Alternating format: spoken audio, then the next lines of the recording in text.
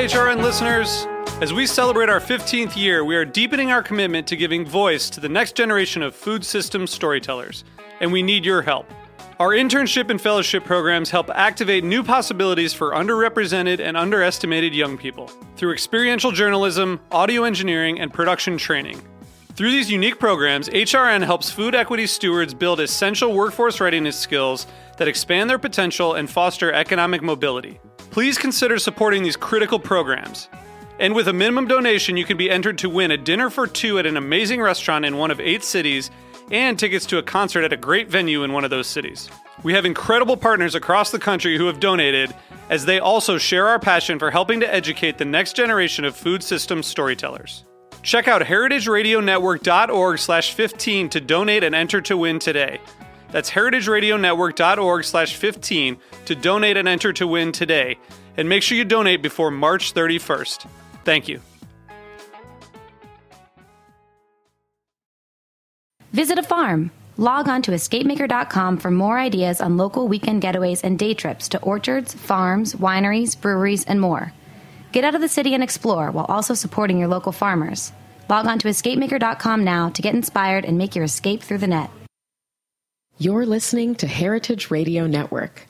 We're a member-supported food radio network broadcasting over 35 weekly shows live from Bushwick, Brooklyn. Join our hosts as they lead you through the world of craft brewing, behind the scenes of the restaurant industry, inside the battle over school food, and beyond. Find us at heritageradionetwork.org.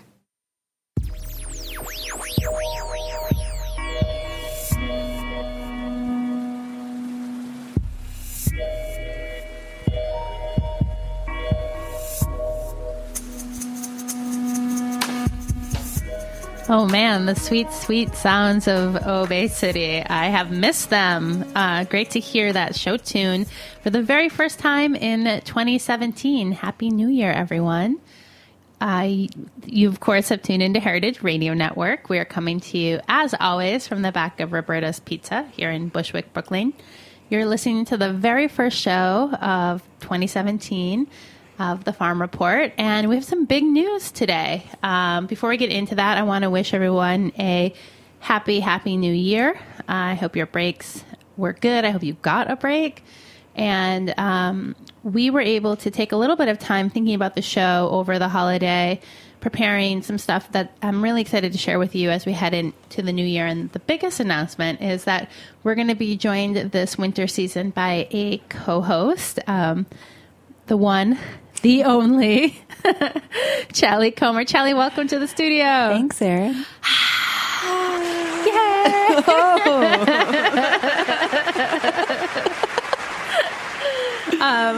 So the Farm Report is one of the very first shows on the Heritage Radio Network. We've been around for quite some time, and I thought it was time to get a little bit more fresh blood in the studio. I want to mix things up this season. And Challey and I have been friends for a number of years. We actually met when I was up at Flying Pigs. She was a participant in farm camp. How did you end up at farm camp? Well, I was also working upstate at the time. I was working in the Catskills and working on economic development programs and local food programs. And it was just such a great model and really cool to see this kind of platform for bringing together people from down here and people in the food industry with the agriculture industry.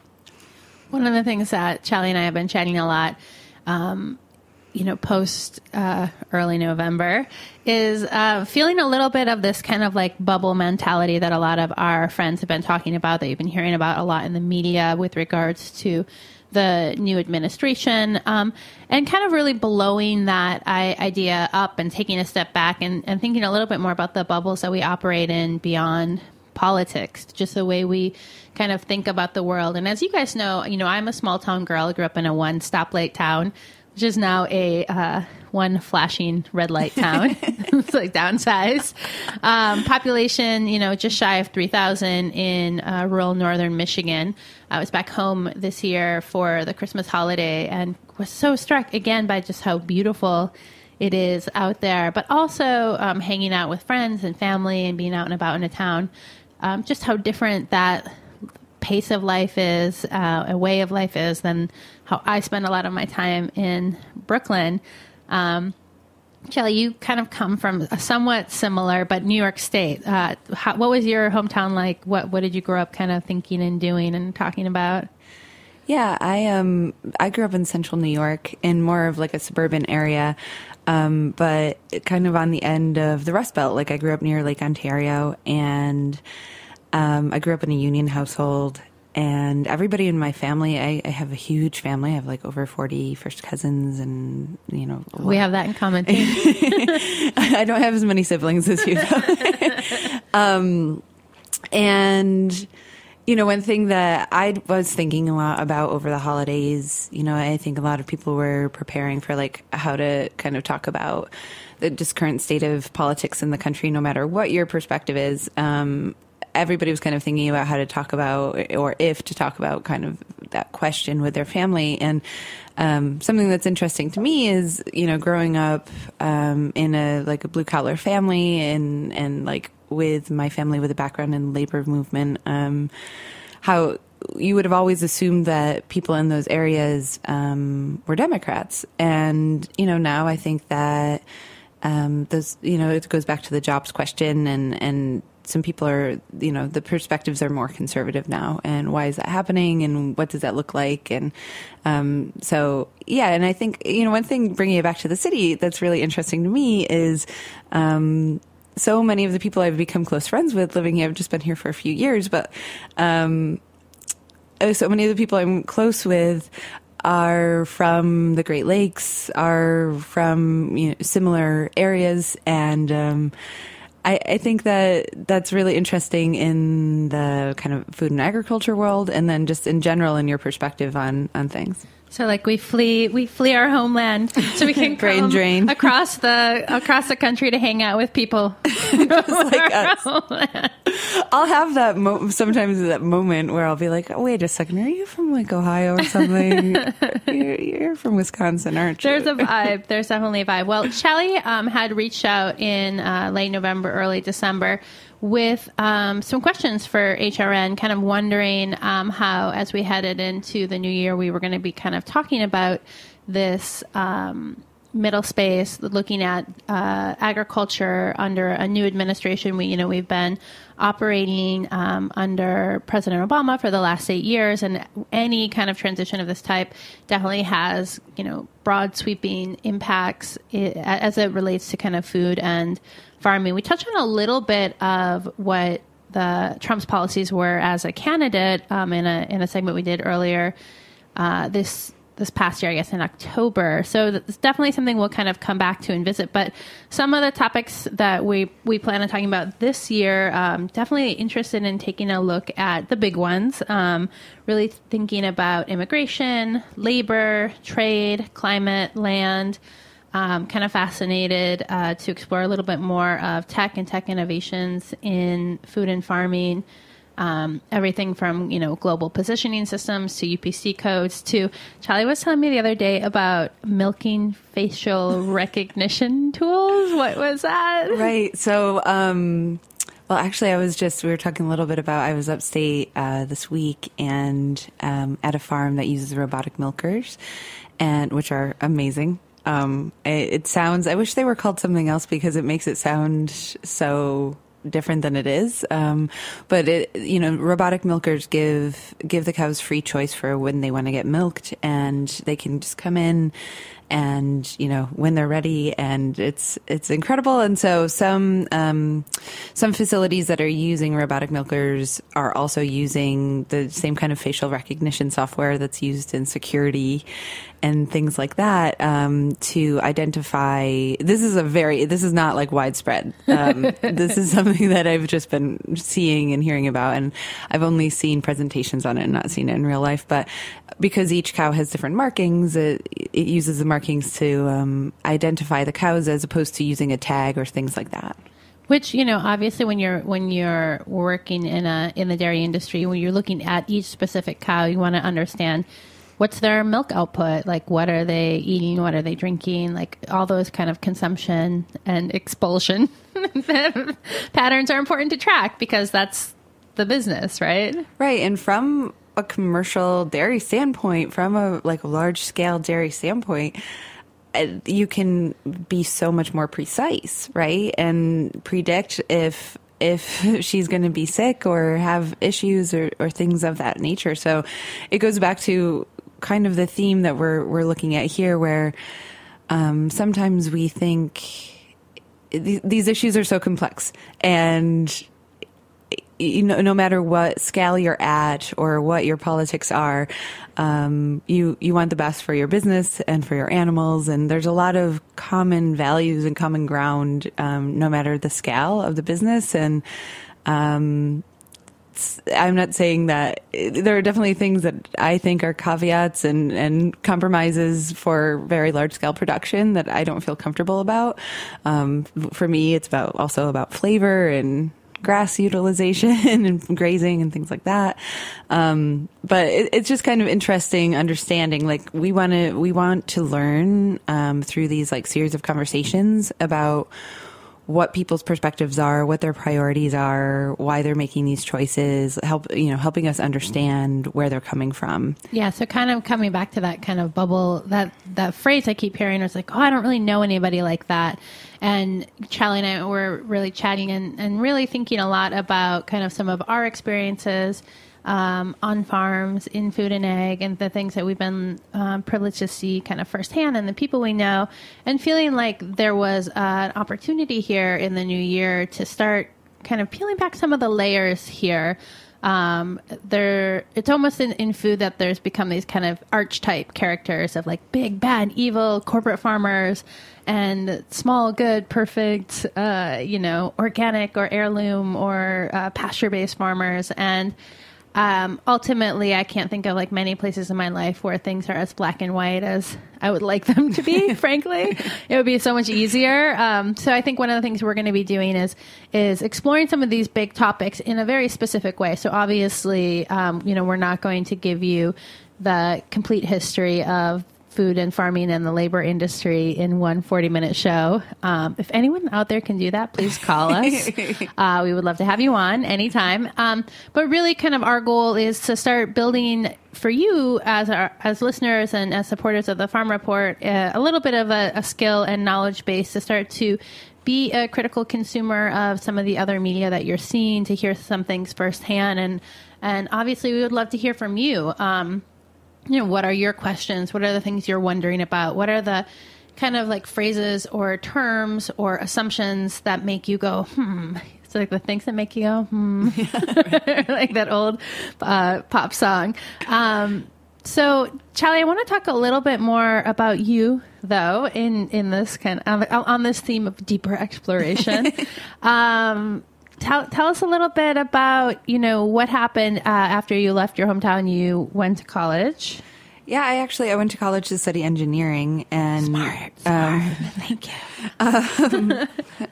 And, I studied environmental engineering, and I got really interested in nutrients. Okay. Nitrogen and phosphorus. Yeah, what is environmental engineering? Like, what does that mean? It can mean different things. It can mean, wastewater treatment plants. It can mean... You were like, I can't get enough. I know. It's important. The world runs on manure, Erin. So, And we're going to learn more about that. Stay tuned, guys. Sorry. It can mean stormwater management. It can mean all sorts of different things. But for me, I was interested in watershed management. And around that, I had an interest in the impact of agricultural land use. And so I started focusing on that. But I went to college in Philadelphia, and I started working on farms and in urban agriculture like my sophomore year of college. And so I've been working I started out very small scale. I started working at a CSA farm, an organic farm. And then after that, I worked on the New York City water supply for almost 10 years as an engineer. And then in my free time, was working on different farms or just spending a lot of time growing things. And when the opportunity arose, I transitioned out of engineering and into more economic development work. And that's partially because I just found working with the actual business owners really fascinating. And engineering and design and things like that are great, but it's also, there's that additional dynamic where hearing about how people run their businesses and the infrastructure questions of getting products from farm to market are really interesting to me. So that's kind of the role I kind of have always seen my career as a role that brings together upstate and downstate, I guess, in a New York State context. And then also kind of bringing together the producer and the consumer. And those dynamics are really interesting. And then there's so many things you can pull out of that. I mean, looking at land use and land succession and land, just the treatment of land and the treatment of our resources is really interesting. The business climate thing is also really, I love like learning about all different scales of businesses and how people make it work. So yeah, that's well, maybe we'll hop skip to your current job now. So you're working for Blue Apron and your title there is? I'm the sustainability manager. Sustainability manager. So Blue Apron, I mean, if you guys are podcast listeners and you haven't heard of Blue Apron, I mean, I don't even know. But they're really good at skipping the ads. Yeah. Then you have like some ad skipping technology that I don't want you to use for Heritage Radio Network, but I do want you to tell me about for my own personal use. No, I'm just kidding. I love actually podcast advertising because I feel like it's some of like the best targeted. It's like when you hear those ads, you're like, this is a thing I might want. So Blue Apron is a home meal kind of delivery service. It's a kit. So every week they send you ingredients for different recipes that you can choose and you can make at home. And kind of the goal of Blue Apron is to get more people in the kitchen. Is that more or less? Right. I mean, the stated mission of the company is to make incredible home cooking accessible to everyone. So there it is. And I spent a little bit of time towards the end of last year kind of experimenting with a lot of different of these kind of home delivery boxes because I was so curious. I found myself having, a knee-jerk reaction where I'm like, oh, that's bad. That's like bullshit. It's like, people sending like stuff to you in the mail and like it's, just go to the farmer's market. What's so hard about it? And I had to say, I was so impressed by the kind of mostly honestly the recipe design. I thought was like, wow, these are like really interesting recipes from a skill building standpoint, from a flavor combination standpoint. I felt like Blue Apron really stood out above some of the other places that I tried with regards to the fact that I'm like, oh, I could see if you were not a person who knew how to cook and were repetitively using this service, like you could eventually like walk away with some like real skills and get to enjoy some like pretty decent meals. Why do they need a manager of sustainability? Well, we have a lot of goals around our food systems impact and, are doing a lot of work toward delivering on that. And so our whole kind of supply chain team is working on, working directly with farmers on direct sourcing, working on animal welfare standards. And working, I actually just want to also speak to what you were just saying is, we have this amazing culinary team. Our head chef is John Edler, who used to be the chef at Franny's. And for me, I'm the same way. I've been a cook forever. I love to cook. I cook all the time.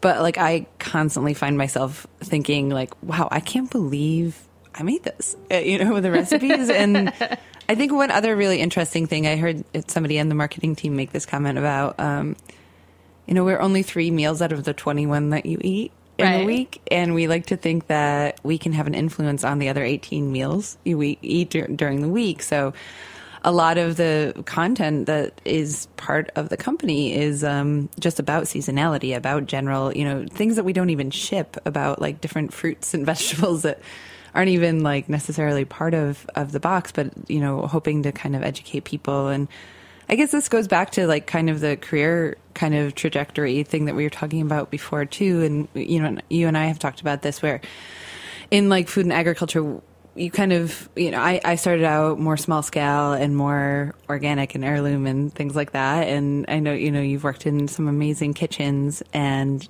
worked at some amazing retailers. And it's interesting over the course of time how you start gaining appreciation for like broadening the tent and mid-scale food businesses and mid-scale farms. Yeah. Well, it's interesting. I had another girlfriend of mine who very briefly worked for Blue Apron, and she's like, it was really funny because I went in and I was like, she was working on some of the sourcing, and she's like, I was used to having conversations around where are we going to get a couple of like bushels of parsnips, and they're talking about like truckloads of parsnips. So when you're thinking about kind of, impact, and for her, she felt like, she's like, oh, I don't know this world. I don't want to get engaged in this world. This is big. It's like scary. You can't do it well at this scale. And, that's how, like, that's what kind of felt right to her. And I think one of the things that's like interesting and one of the things I will hope that we'll be able to explore throughout this year is like why big doesn't mean bad. And also like how much actually big is so much of our food supply that not talking about it or putting these kind of like assumptions on it really does a disservice to kind of everyone across the board. Well, and kind of just speaking to that, one thing that I found I had a different experience, which is I saw some of the crop planning background, and I think I don't work directly on farm sourcing, but I think it's pretty incredible. We will source, a small volume of product from a half a dozen small scale, women-owned startup kind of type farms across the country, and help them diversify their enterprises. We need to help small and young farmers not put all their risk in one place, not put all of their income in one outlet. Like direct markets. And we need to help people. I mean, those markets are starting to get more and more saturated, and people are looking for opportunities. And I mean, the amount of resources that Blue Apron is dedicated to helping people access wholesale markets is pretty incredible. But then I'll also say that it's something that's really interesting to me is we also work with these like multi-generational vegetable farms that have grown a small number, like, half a dozen of crops for traditional outlets like the processing vegetable industry or regional grocery stores. And they're growing different varieties and they're adding more crop families to their rotation. And so this isn't easy. It's not easy, and it's not black and white. Yeah. I think that's the thing. It's like finding the space where like you want to occupy. And kind of on that note of diversifying opportunities for farmers to have multiple outlets, I think it's exciting. There's a big amount of funding that just happened here in the city. Grow NYC, the nonprofit that runs green markets, is going to be building out a pretty extensive food hub and wholesale market in the coming years. And that is another organization that you spent some time with. What was your work through the green markets? So I worked on on Farm Roots, which is the farm business management program, which is still going on and doing amazing things, helping people with succession planning and long-term planning. And one thing that's really interesting is that program's like an outgrowth of what started as a largely, and continues to be, they continue to serve this function of working with immigrant farmers and helping immigrant, a lot of, there's a serious number of immigrant farmers in this country that are coming from very, great farms, big farms, diversified farms with professional experiences and professional backgrounds, and coming here and working either construction jobs or restaurant jobs, or if they're working on farms, they're, kind of just working as laborers or things like that. So one of the functions of that program is helping people who want to start farms here who have agricultural experiences in their home country. So I don't know, that kind of goes back to like what we've been talking about too with some of these big issues like farm labor, which is always an ongoing issue. And I was sharing with you earlier before we came on air this statistic that I just keep thinking about. I heard a speaker from Cornell who we're going to have on a subsequent show, mentioned this week that 80% of the agricultural workforce in the country is immigrant labor. And wow. and then also shared some statistics about what that means, like as number of people, and that, you know, of course it's kind of an estimate, but it could be between, because of the lack of documentation, could be between 1.6 and 1.8 million people. But, and then like the real clincher is that I think in the same year that the data was collected, only 149,000 H-2A visas were issued, which is the kind of more legal way of having an immigrant worker. So, I mean, the other thing that's crazy to me when I think about that is that's just farm labor. That's not restaurants. That's not, you know, other kind of ancillary business. It's not, I don't believe that's like livestock processing. Right. Right.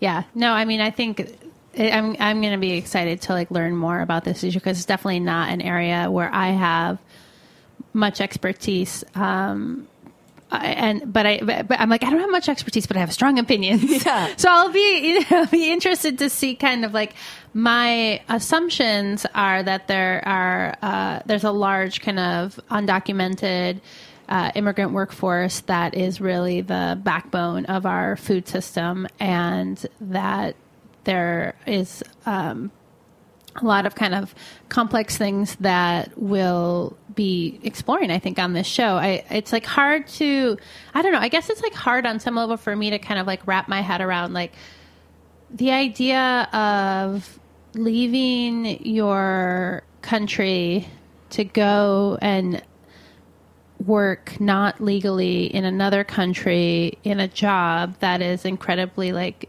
challenging, where you have limited access to any of the rights and protections of that country, and then to like think that those people are somehow like devious or weak, or I mean, it just like, I'm like, I don't know, it just like doesn't really add up for me.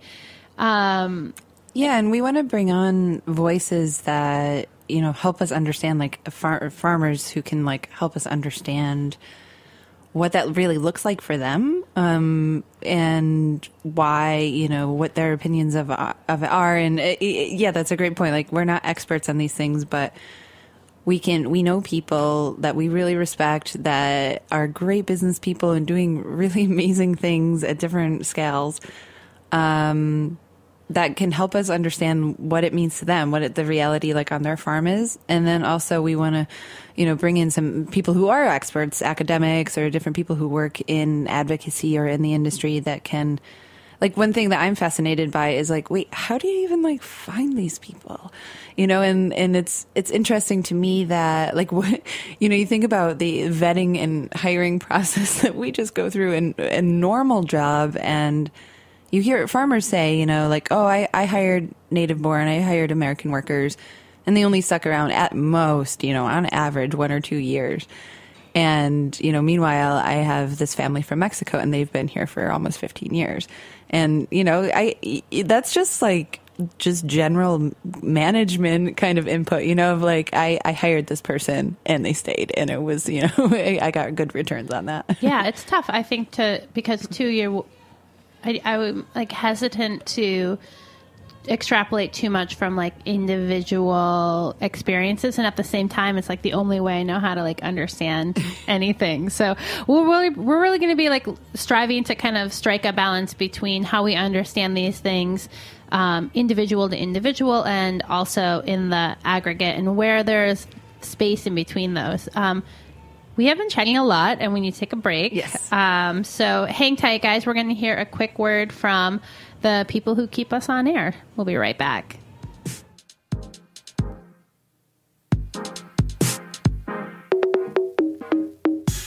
And this is another one from Obey City. We'll be right back.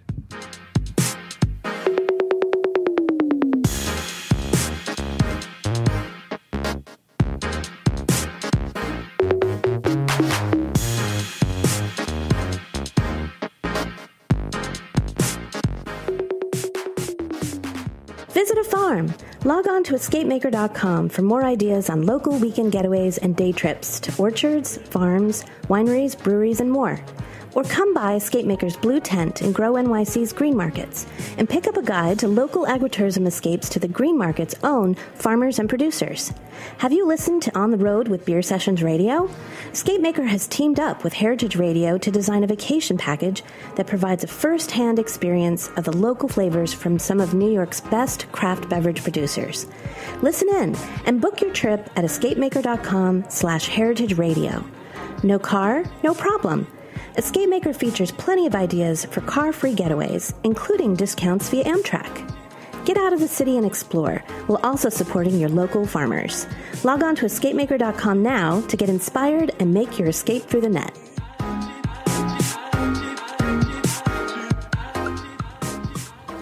All right. You guys, thanks for not leaving. This is the Farm Report. I am your host, Erin Fairbanks, in studio with my new host, co-host, Challey Comer. And we are hearing all about her background. We have been waxing kind of poetic. I hope you guys think it's poetic. We're trying. On some of the things that we're going to be exploring with you in the winter 2017 season of the Farm Report. So, Challey, you were mentioning some kind of interesting statistics with regards to immigrant labor, and I know that you heard them this weekend because you are part of a really interesting program that they host here in New York State called LEAD. So can you tell us a little bit about that? Sure. So it's an agricultural leadership program that's managed through Cornell University, and we're in our second year. It's a 2-year program. And it's been a great experience for me. It's people from all across the state, and actually a number of people from neighboring states in the Northeast region. And you do a lot of different like personal training and management training, things like that. But which is actually really good, eyes. Which is great. Like, it's good, but it's not the sexy part of yeah. Well, it's good, but it's really like the relationships are really great, and getting to kind of understand where. Kind of what we've been talking about here, like really gaining an appreciation of the complexities of these kind of ongoing themes that happen in our industry, and understanding how, there aren't really always easy answers. And so you get an opportunity to interact with people in government, with people in the industry, go on different farm visits and do some really great reading. So we were on some farms talking about labor this week and meeting with some of the researchers and advocates around farm labor. And the program is through Cornell, which is New York State's land-grant university. Yes, and actually, the application period for the program is open right now, and applications are due in March. So, I'm gonna check it out. At LEAD it's L. Just I think if you just search like. Agricultural leadership, LEAD New York. I wasn't prepared. Sorry, I didn't know we were going to talk. I guess I'm like I remember it's LEED or LEAD. LEAD. LEAD. Yeah. Okay, cool. And I don't know. I think it's really for me, like having this perspective from being in the city. I think it's there's actually Sam Filler, who's been involved with this program too through his work in the beverage industry, is also in the class, and I think it's really great to have some people with there are people who grew up on farms and whose family has been in agriculture for generations.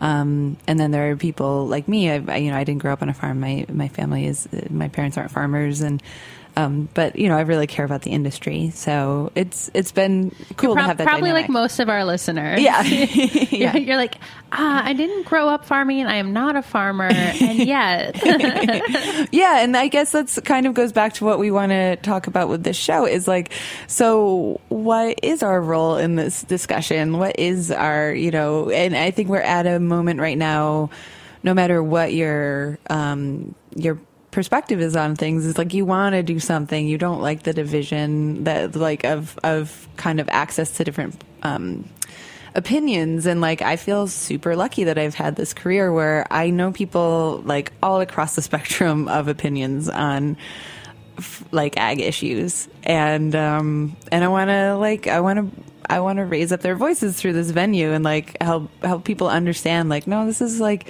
I get it. Like that's an ideal idea, but like, this is my reality. And, and like, I think that some people would probably be surprised that like, there are a couple of women in like Bushwick talking about like, this type of agriculture or things like that. But I think that they need to know that we're thinking about these things down here, and that they're also thinking about consumers and marketing trends and what the marketplace is doing. Yeah, well, I mean, obviously, I feel like if I've learned anything, it's like there's lots to learn. Right. There's always, that's why I love this industry, is that there is like always more. There are like so many layers to the onion. I guess I'm like now I'm just thinking about onions. I'm like, onions. What are some other like interesting onion parallels? I know. Or how many like farm, like little farmy sayings, food sayings? There's so many. One of it quickly goes into an SNL sketch. So yeah, I mean, ideally. I feel like, I guess the other thing I just want to throw out to you guys is, would love to hear more from you this season. If you're looking for ways to engage with the show, you can email me. It's just Erin@heritageradionetwork.org, or you can email Challey, which is... I don't know. I don't have a heritage. I don't.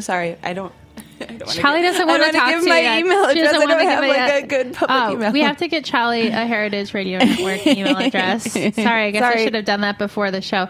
But you can also leave comments by writing a review on iTunes. You can leave comments. You can leave questions there. It's really nice to get those reviews because it helps us know that you're out there and listening, and it also helps other people find the show. It's a great way to kind of engage. I also owe a big thank you. So many of you reached out to donate with the radio network's end of year drive, and I appreciate that so much. It felt really good to see those donations come in. Don't worry, it's not too late. You can donate at any time if you miss the end of year deadline because you're a human who has like lots of stuff going on. Totally get it. They're really like any amount helps. It's awesome, and it was great to see those kind of come through. So that's it. We've got a couple of minutes left. Challey, I want to talk about something totally different, something we haven't covered, something we didn't talk about before the show. But I am a little curious. One of the things I always find interesting about people who work in food and farming is kind of what they're eating lately. And we're here in the Northeast. It is fully cold January, and I'm wondering what you've been kind of like filling your belly with lately.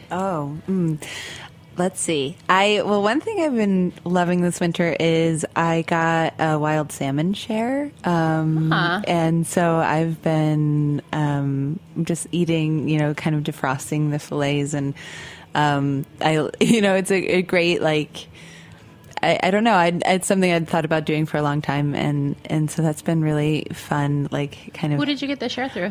From Christopher from. The Iliama. Yeah, Iliama. Yes. Nice. Yes, it's such a good deal too. I mean, and actually at work we just all split like pork shares and things like that. So I have a good kind of stocked up pantry, and I'm not sick of winter squash yet. Like I just cooked like another kabocha squash, and I was like, okay, I'm not. So I'm like, I got probably like another month before the winter. Yeah. What are you eating? I did some experimenting this weekend, actually. I was away for about 10 days over the end of the year, and I came back to a half a gallon of sour milk. And I grew up, I had a very kind of traditional rural Lutheran Midwest upbringing, which means you're not allowed to waste anything ever. And I've always done baking with sour milk, but I was a little overwhelmed by just kind of like this year. I was like, 4 cups. And also I'm like trying, in the like New Year's cleanse way. I'm like not trying to be eating lots of pancakes right now.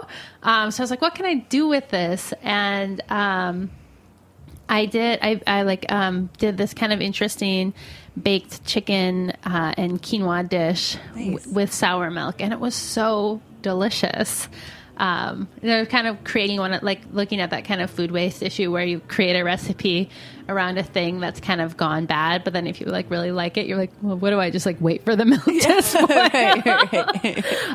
But what's like super interesting, and I guess I would love to hear from you guys, like what are some of your kind of like waste not, want not kind of cooking tips for the home kitchen? Because I think that's like one of the topics we've covered on the show quite a bit, is the kind of issue around food waste in America. There are statistics out there that upwards of 40% of the food that we produce in this country is lost or wasted somewhere along the production chain from the field to your kind of home. And most of that is in the household too. I know. I'm actually, the focus of my work at Blue Apron is around food waste. So really? Looking at like how we can really, we already have like done studies that shown that we're reducing food waste in the household level, and we're working to kind of continue to educate people about it and continue to refine our processes and things like that. So, but yeah, that's one of the things that I always assumed it was. You hear so much about food losses in the supermarket, or things like that, or when you work in agriculture, you think about field losses. But when you look at the statistics, it's a lot in the household. It's our fault, guys. Well, in the Save the Food campaign, there's one thing I've been thinking is really exciting is that there's now the Ad Council and NRDC, the Natural Resources Defense Council, have partnered on this new Save the Food campaign, and there are ads all over in the bus stops and things like that in the city. So I've been loving seeing those. Yeah. Well, yeah. So send us your tips and tricks, and I will at some point this season get it together to write up that recipe and share it on our webpage. That is a goal of mine, is in the new year, is to kind of be able to create and share a little bit more of the work I'm doing with you guys.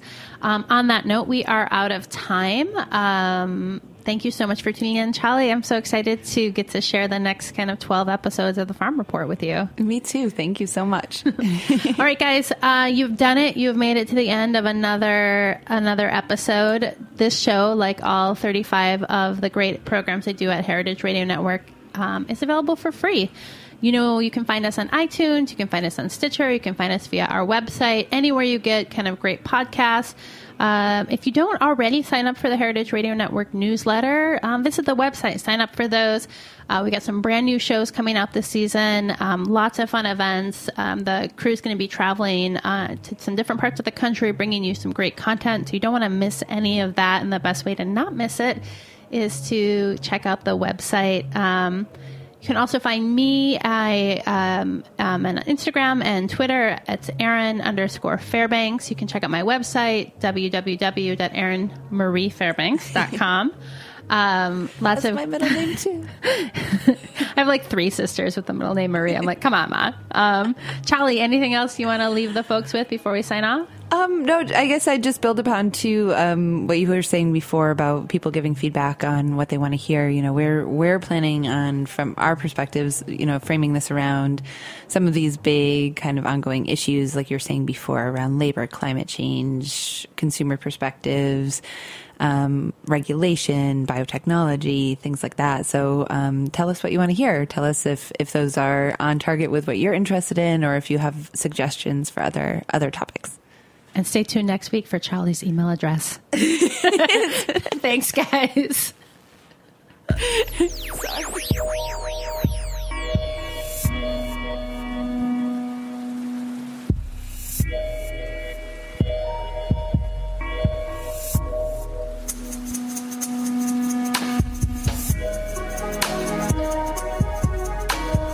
Thanks for listening to Heritage Radio Network, food radio supported by you.